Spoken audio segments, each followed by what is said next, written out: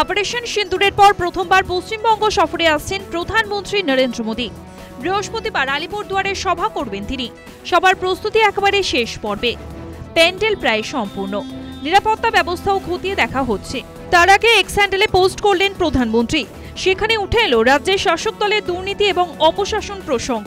Operation সিন্দুরের পরিপ্রেক্ষিতে প্রধানমন্ত্রী কি বার্তা দেন তাই নিয়ে বাংলার মানুষের মনে উৎসাহের সৃষ্টি হয়েছে। কিন্তু তার আগে বিতর্ক দানা বাঁধল তৃণমূল নেতা এবং রাজ্যের মন্ত্রী উদয়ন গুহর একটি মন্তব্যে। উদয়ন গুহ মন্তব্য করেন, আগে গরম চা বেচতেন, এখন গরম সিঁদুর বেচতে আসছেন।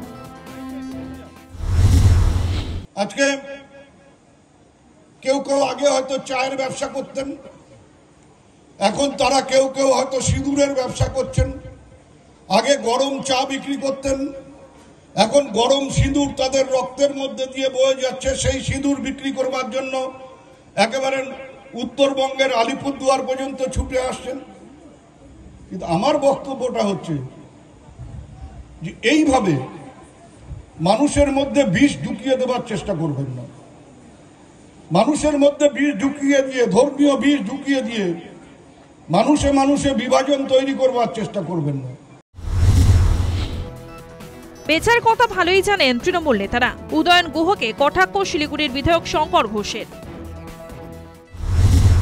উদয়নবাবু যথার্থভাবে তৃণমূল কংগ্রেসের রুচির পরিচয় দিয়েছে। দল হিসাবে উদয়নবাবু ঠিকই বলেছেন যে বেচতে আসছেন। আসলে উদয়নবাবুর দল তৃণমূল কংগ্রেস, তার নেত্রী মুখ্যমন্ত্রী মমতা ব্যানার্জি এই রাজ্যটাকেই বেচে দিয়েছেন। ফলে উদয়নবাবুর মুখ থেকে প্রধানমন্ত্রী সম্পর্কে এই ধরনের রুচিহীন ভাষ্য পাওয়া যাবে, এতে অন্তত আমি অবাক হইনি।